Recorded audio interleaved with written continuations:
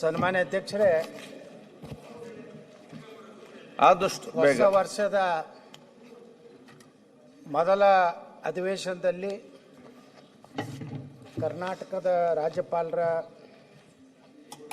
ಭಾಷಣದ ಮುಖಾಂತರ ಯಾವುದೇ ಒಂದು ಸರ್ಕಾರ ಮುಂದೆ ಬರುವಂಥ ದಿವಸಗಳಲ್ಲಿ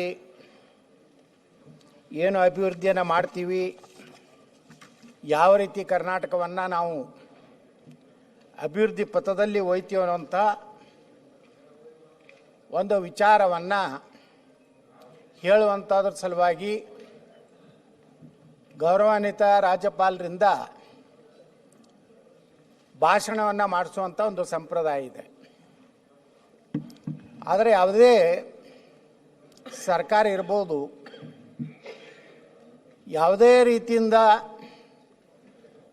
ಕೇವಲ ಸಂಘರ್ಷದ ಹಾದಿ ಹಿಡಿಯದೆ ಏನೋ ಈ ಒಂದು ರಾಜ್ಯಪಾಲರ ವಂದನಾ ನಿರ್ಣಯದ ಅನುಮೋದನೆ ಮಾಡಿದಂಥವ್ರು ಇವತ್ತು ತಮ್ಮ ಭಾಷಣದಲ್ಲಿ ಪ್ರಾರಂಭ ಮಾಡಿದ್ರು. ಬಣ್ಣಣ್ಣವರು ಇದೊಂದು ಸಹಕಾರಿ ಒಕ್ಕೂಟ, ರಾಜ್ಯ ಮತ್ತು ಕೇಂದ್ರದ ನಡುವೆ ಒಂದು ಒಳ್ಳೆಯ ಸಂಬಂಧ ಇರಬೇಕು, ರಾಜಕೀಯವಾಗಿ ವಿಧಾನಸಭೆ ಲೋಕಸಭೆ ಹೊರಗಡೆ ನಮ್ಮ ಹೋರಾಟ ನಮ್ಮ ಸಂಘರ್ಷಗಳೇ ಇರಬೇಕು ವಿನಃ ಒಂದು ಸರ್ಕಾರ ಅಂದರೆ ಅದು ರಾಜ್ಯ ಸರ್ಕಾರ ಆಗಲಿ ಕೇಂದ್ರ ಸರ್ಕಾರ ಆಗಲಿ ಎರಡು ಕೆಲವೊಂದು ಸಮಸ್ಯೆಗಳಿದ್ದರೂ ಸಹ ಅದನ್ನು ಯಾವ ಮಟ್ಟದಲ್ಲಿ ಚರ್ಚೆ ಮಾಡಬೇಕು, ಯಾವ ಮಟ್ಟದಲ್ಲಿ ಅದನ್ನು ಸಮಸ್ಯೆಗಳನ್ನು ಪರಿಹಾರ ಮಾಡಿಕೊಳ್ಳಬೇಕು ಅನ್ನುವಂಥ ಒಂದು ಚರ್ಚೆ, ಆರೋಗ್ಯಕರವಾದಂಥ ಚರ್ಚೆ ನಮ್ಮ ರಾಜ್ಯಪಾಲರ ಭಾಷಣದಲ್ಲಿ ಬರಬೇಕಾಗಿತ್ತು. ಅಧ್ಯಕ್ಷರೇ, ಇವತ್ತು ನಮ್ಮ ಸರ್ಕಾರ, ಯಾಕಂದ್ರೆ ನಮ್ಮ ಸರ್ಕಾರ ಅಂತ ಹೇಳ್ತೇನೆ, ಸರ್ಕಾರ ಏನು ನಮ್ಮ ರಾಜ್ಯಪಾಲರಿಂದ ಇವತ್ತು ಭಾಷಣವನ್ನು ಮಾಡಿಸಿದೆ, ಆ ಭಾಷಣದಲ್ಲಿ ನೇರವಾಗಿ ಕೇಂದ್ರ ಸರ್ಕಾರವನ್ನು ಟೀಕೆ ಮಾಡುವುದನ್ನು ಬಿಟ್ಟರೆ, ಗ್ಯಾರಂಟಿಗಳನ್ನು ಹೇಳಿದ್ದನ್ನೇ ಹೇಳ್ಕೊಂಡು ಹೋಗೋದು ಬಿಟ್ಟರೆ, ಈ ರಾಜ್ಯದಲ್ಲಿ ಒಂದು ಅಭಿವೃದ್ಧಿಯ ಸಂಕೇತಗಳನ್ನು ಕೊಡದೆ ಕೇವಲ ಒಂದು ರೀತಿಯ ಘರ್ಷಣೆಯ ಹಾದಿಯಲ್ಲಿ ರಾಜ್ಯ ಮತ್ತು ಕೇಂದ್ರ ಸರ್ಕಾರದ ಅಭಿವೃದ್ಧಿ ಯೋಜನೆಗಳನ್ನು ಸರಿಯಾಗಿ ನಾವು ಉಪಯೋಗ ಮಾಡದೇ ಇದ್ದರೆ ಅಂತಿಮವಾಗಿ ನಮಗೆ ಹಾಕಿದಂಥ ಮತದಾರನಿಗೆ, ನಮ್ಮ ರಾಜ್ಯಕ್ಕೆ ನಾವು ಅನ್ಯಾಯ ಮಾಡಿದಂತ ಆಗ್ತದೆ. ಅಧ್ಯಕ್ಷರೇ, ಸಾಕಷ್ಟು ಸಲ ಇವತ್ತು ಕೇಂದ್ರ ಸರ್ಕಾರ ಮಲತಾಯಿ ಧೋರಣೆ ಮಾಡ್ತಾ ಇದೆ. ಕೇಂದ್ರ ಸರ್ಕಾರ ನಮ್ಮ ಪಾಲಿನ ಹಣವನ್ನು ಕೊಡ್ತಾ ಇಲ್ಲ. ಕೇಂದ್ರ ಸರ್ಕಾರ ನಮ್ಮಿಂದ ತೆಗೆದುಕೊಂಡಂತಹ GST ಇರ್ಬೋದು, ಇನ್ಕಮ್ ಟ್ಯಾಕ್ಸ್, ಅದರ ಪ್ರಕಾರ ಹಣ ಕೊಡ್ತಾ ಇಲ್ಲ ಅನ್ನೋಂಥ ಆರೋಪವನ್ನು ಯಾವಾಗಲೂ ಆಡಳಿತ ಪಕ್ಷ ಕಾಂಗ್ರೆಸ್ ಪಕ್ಷ ಮಾಡ್ಕೊತ ಬಂದಿದೆ. ಒಂದು ಮಾಹಿತಿಯನ್ನು ನಾನು ಇವತ್ತು ಈ ಸದನಕ್ಕೆ ತಿಳಿಸಲಿಕ್ಕೆ ಬಯಸ್ತಾ ಇದ್ದೀನಿ. ಸನ್ಮಾನ್ಯ ಅಧ್ಯಕ್ಷರೇ, ಡಾಕ್ಟರ್ ಮನಮೋಹನ್ ಸಿಂಗ್ರ ಸರ್ಕಾರ 10 ವರ್ಷ ಇತ್ತು ದೇಶದಲ್ಲಿ. ಅದರ ನಂತರ ಸನ್ಮಾನ್ಯ ನರೇಂದ್ರ ಮೋದಿಯವರ ಸರ್ಕಾರ 2014ರಿಂದ 2024, ಈ ಎರಡೂ ಸರ್ಕಾರಗಳಲ್ಲಿ 10 ವರ್ಷದಲ್ಲಿ ಎಷ್ಟು ಕರ್ನಾಟಕಕ್ಕೆ ಹಣ ಬಂದಿದೆ. ಇವತ್ತು ಡಾಕ್ಟರ್ ಮನಮೋಹನ್ ಸಿಂಗ್ ಸರ್ಕಾರ ಇದ್ದಂಥ ಕಾಲದಲ್ಲಿ ತೆರಿಗೆ ಪಾಲು ಟ್ಯಾಕ್ಸ್ ಡಿವಲ್ಯೂಷನ್ ಬಂದಿದ್ದು 81,795 ಕೋಟಿ, ಗ್ರಾಂಟ್ಸ್ ಇನ್ ಏಡ್ 60,779 ಕೋಟಿ. ಅಂದರೆ ಅಧ್ಯಕ್ಷರೇ, 10 ವರ್ಷ ಮನಮೋಹನ್ ಸಿಂಗ್ ಸರ್ಕಾರದಲ್ಲಿ 1,42,574 ಕೋಟಿ ರೂಪಾಯಿ ಬಂದಿದೆ. ಅದೇ ನರೇಂದ್ರ ಮೋದಿಯವರ ಸರ್ಕಾರದಲ್ಲಿ 2014ರಿಂದ 24ರವರೆಗೆ ನಮ್ಮ ರಾಜ್ಯಕ್ಕೆ ತೆರಿಗೆ ಪಾಲು 2,93,000 ಕೋಟಿ ರೂಪಾಯಿ.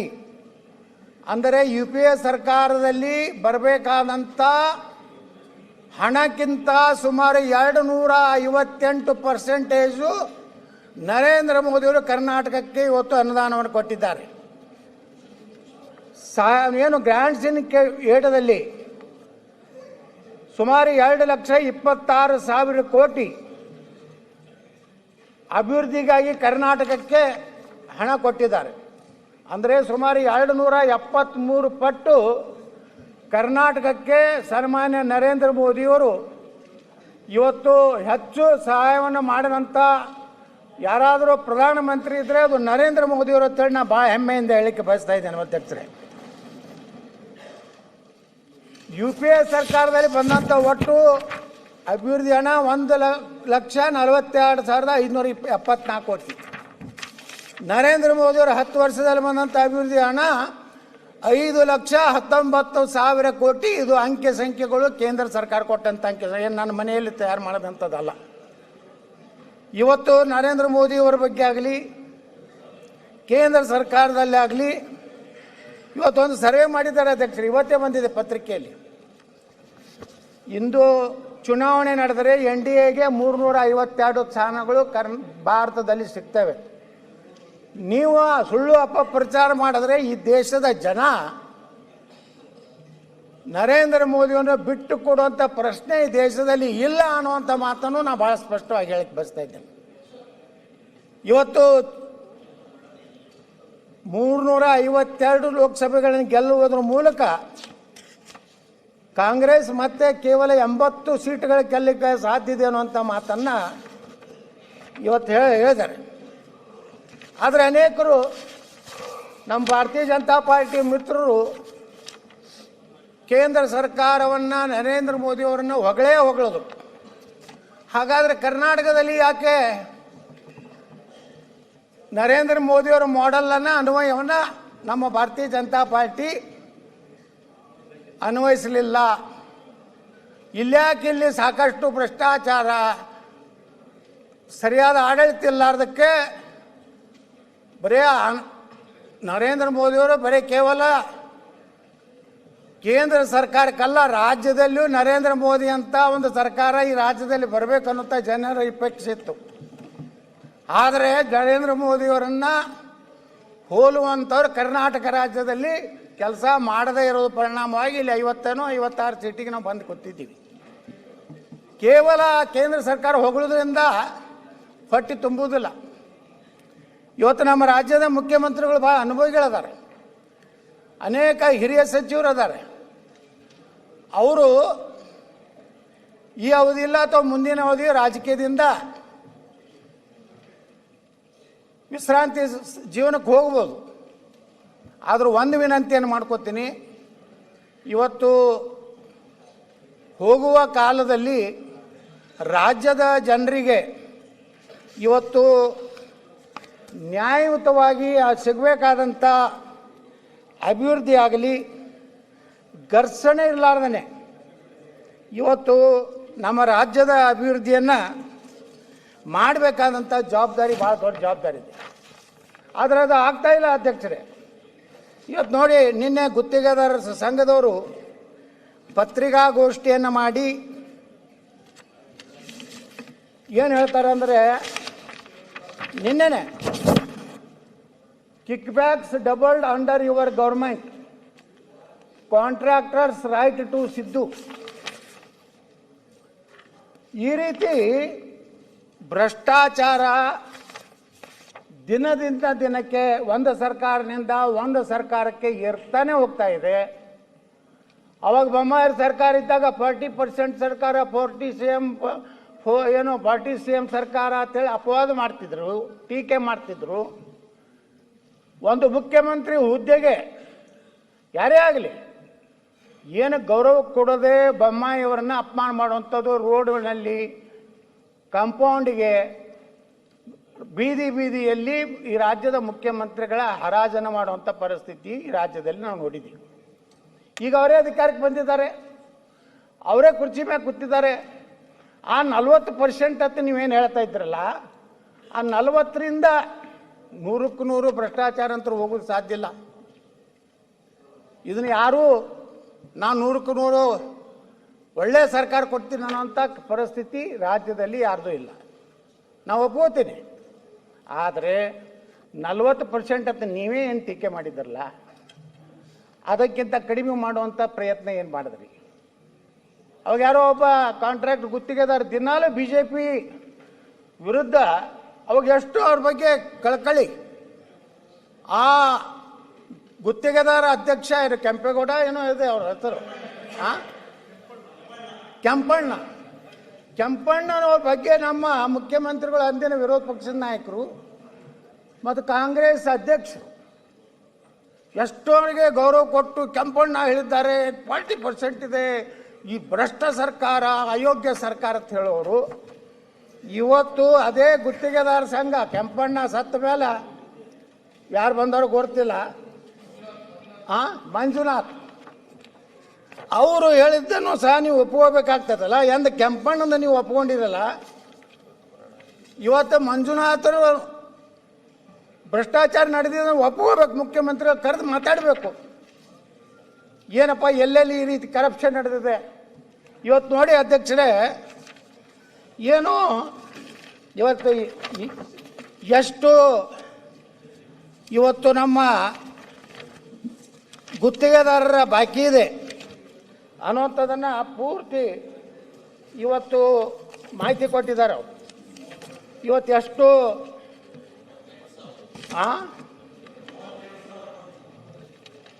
38,000 ಕೋಟಿ ರೂಪಾಯಿ ಇವತ್ತು ಬಾಕಿ ಇದೆ.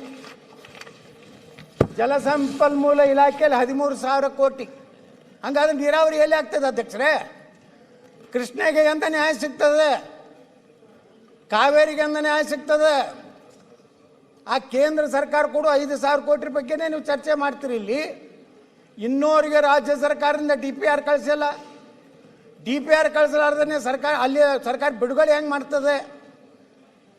ಲೋಕೋಪಯೋಗಿ ಇಲಾಖೆಯಲ್ಲಿ 8,370 ಕೋಟಿ, RDPRದಲ್ಲಿ 3,800 ಕೋಟಿ, ಸಣ್ಣ ನೀರಾವರಿ ಇಲಾಖೆಯಲ್ಲಿ 3,000 ಕೋಟಿ, ವಸತಿ ಇಲಾಖೆಯಲ್ಲಿ 2,600 ಕೋಟಿ, BBMPಯಲ್ಲಿ 2,600 ಕೋಟಿ, ನಗರಾಭಿವೃದ್ಧಿಯಲ್ಲಿ 2,000 ಕೋಟಿ, ಕಾರ್ಮಿಕ ಇಲಾಖೆಯಲ್ಲಿ 2,000 ಕೋಟಿ.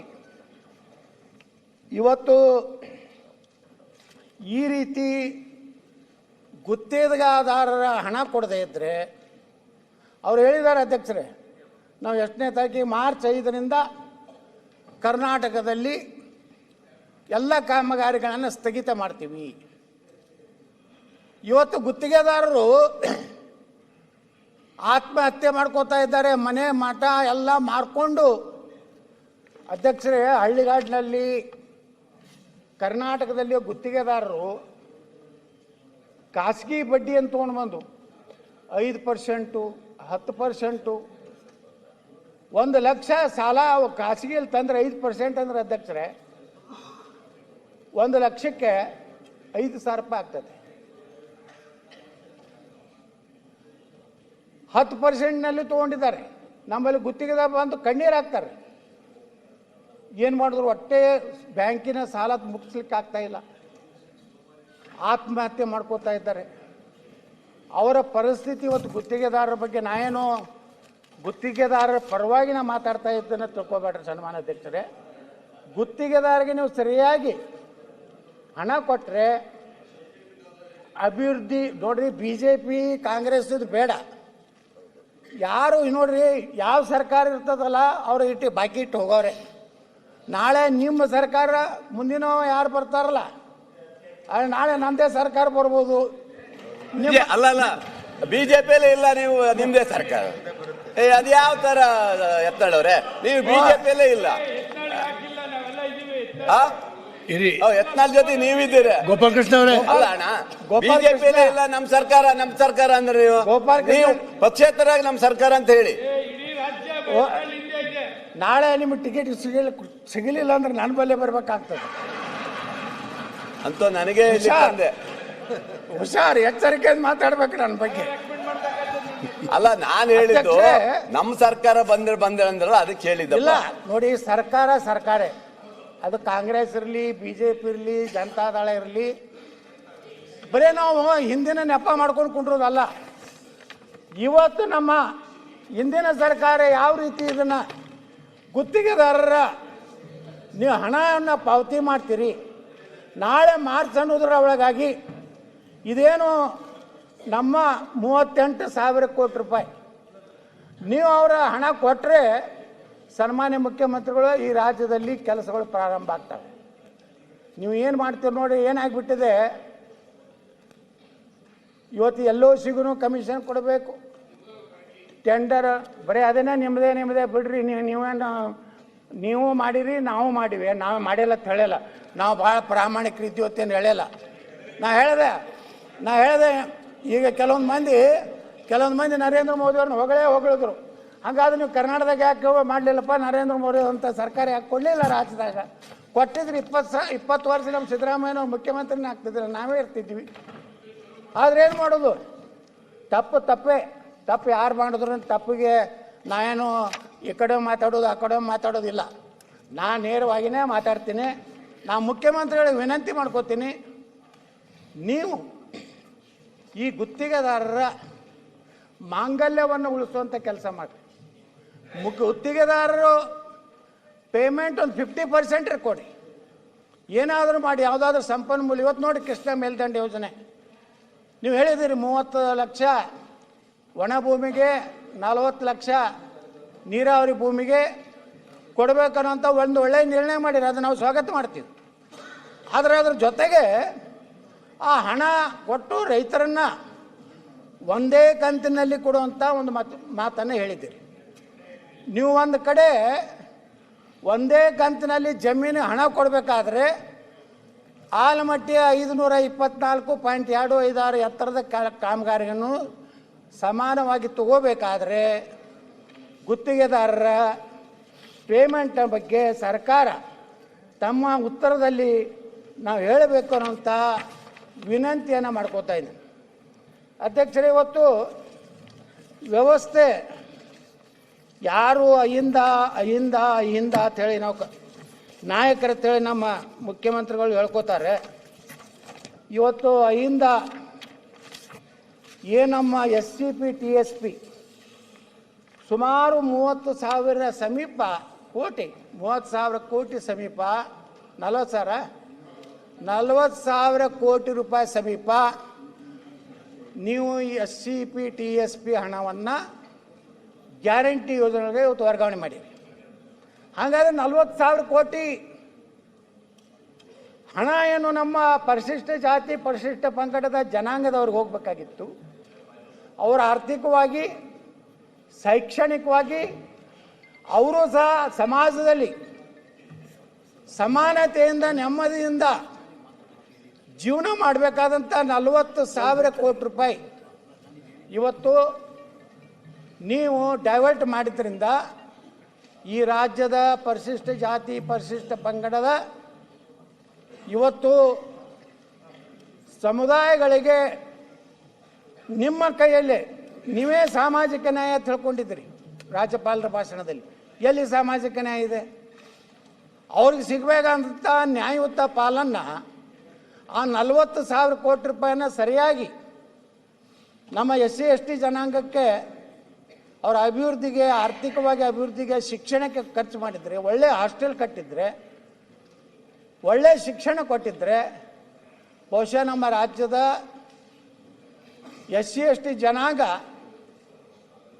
ಅತ್ಯಂತ ನೆಮ್ಮದಿಯಿಂದ ಡಾಕ್ಟರ್ ಬಾಬಾ ಸಾಹೇಬ್ ಅಂಬೇಡ್ಕರ್ ಅವರ ಒಂದೇನು ವಿಚಾರ ಇತ್ತು ಆ ವಿಚಾರವನ್ನು ಜಾರಿ ಮಾಡಿದರೆ ಬಹುಶಃ ಈ ಒಂದು ಯೋಜನೆಗಳು ಇವತ್ತು ಯಶಸ್ವಿ ಆಗ್ತಿತ್ತು.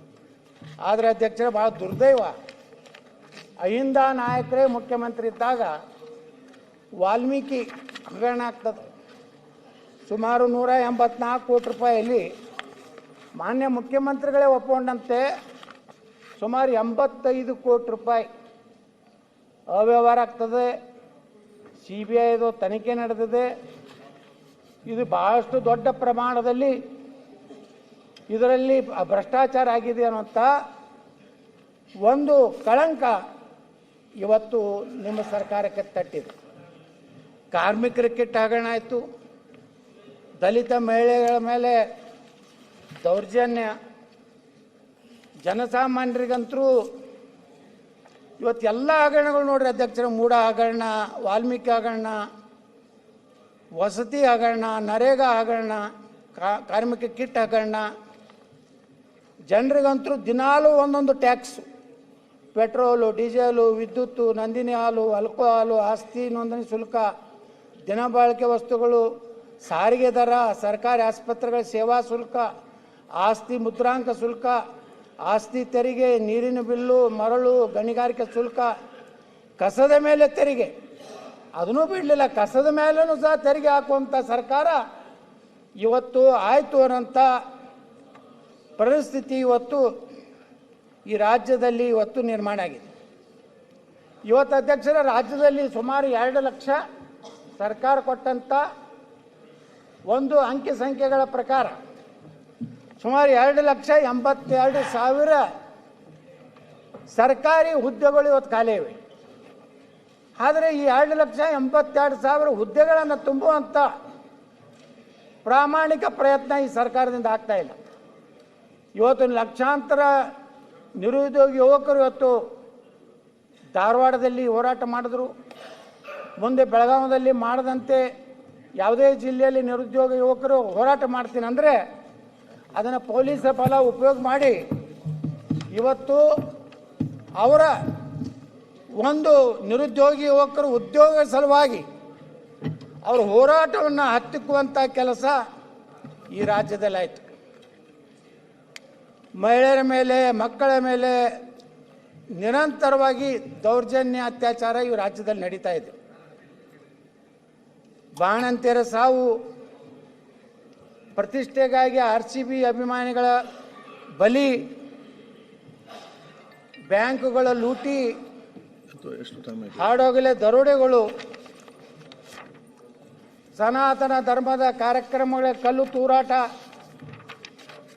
ಬೆಂಗಳೂರಿನಲ್ಲಿ ಜಯನಗರ ತೇರು ಎಳೆಯುವಾಗ ಮಾಲಾಧಾರಿಗಳ ಮೇಲೆ ಕಲ್ಲೆಸೆತ, ಬೆಂಗಳೂರು ನಗರದಲ್ಲಿ ಕಿಲ್ಲರ್ ಗುಂಡಿಗೆ 558 ಜನ ಬಲಿ,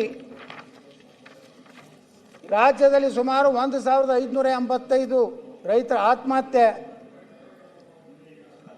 ರಾಜ್ಯದಲ್ಲಿ ಕನ್ನಡ ಸರ್ಕಾರಿ ಶಾಲೆಗಳಿಗೆ ಸರಿಯಾದ ಶಾಲಾ ಕೋಣೆಗಳ ವ್ಯವಸ್ಥೆ ಇಲ್ಲಾರ್ದಂಥ ಅಧೋಗತಿಗೆ ಇಳಿದಂಥ ಪರಿಸ್ಥಿತಿ. ಇವತ್ತು IT-BT ಕಂಪ್ನಿಗಳ ಬಗ್ಗೆ ಈ ರಾಜ್ಯದ ಉಪಮುಖ್ಯಮಂತ್ರಿಗಳು ಏನು ಬೇಕಾದ ಬಾಯಿಗೆ ಬಂದಂಗೆ ಏನು ಒಂದು ಉಪಮುಖ್ಯಮಂತ್ರಿಯಾಗಿ ಎಷ್ಟು ಗೌರವಯುತವಾಗಿ ಯಾವುದೇ ಒಂದು ಜನರ ಬೇಡಿಕೆ ಬಂದಾಗ ಅಧ್ಯಕ್ಷರೇ ಗೌರವಯುತವಾಗಿ ಮಾತಾಡುವಂಥದ್ದು ಇಲ್ಲ. ಈ ಒಂದು ಕಡೆ ಹೇಳ್ತಾರೆ ನೀವು ಅಜೀಂ ಪ್ರೇಮ್ಜಿ ಅವರು ಸುಮಾರು 1,500 ಕೋಟಿ ರೂಪಾಯಿ ಇವತ್ತು ಮೊಟ್ಟೆ ಖರೀದಿಗೆ ಈ ರಾಜ್ಯ ಸರ್ಕಾರಕ್ಕೆ ಸಹಾಯ ಮಾಡಿದ್ದಾರೆ. ಅವರಿಗೆ ನೀವು ಹೇಳ್ತೀರಿ ಕಿರಣ್ ಮಜುಮ್ದಾರ್ ಅವ್ರಿಗೆ ಏನು ಮೋಹನ್ ದಾಸ್ ಪೈ ಅವರಿಗೆ ಹುಷಾರ್, ಭಾಳ ಮಾತಾಡಿದ್ರೆ ಕಿತ್ಕೊಂಡು ಹೋಗ್ತಿದ್ರು ಹೋಗಿ.